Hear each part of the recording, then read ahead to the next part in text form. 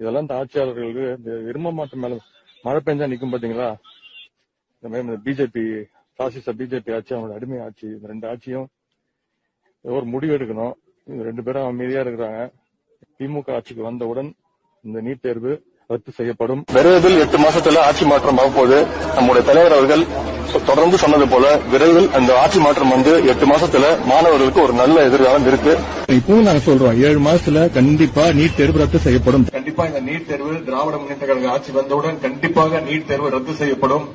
எங்களுக்கு தெரியும் எப்படி ரத்து பண்ணணும்னு. நம்ம தலைவருக்கு தெரியும்.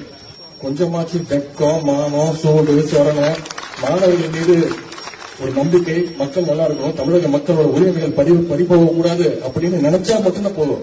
அது நம்முடைய தலைவர், அந்த ஆளுமை திறன் நம்முடைய தலைவர் தான் இருக்கு.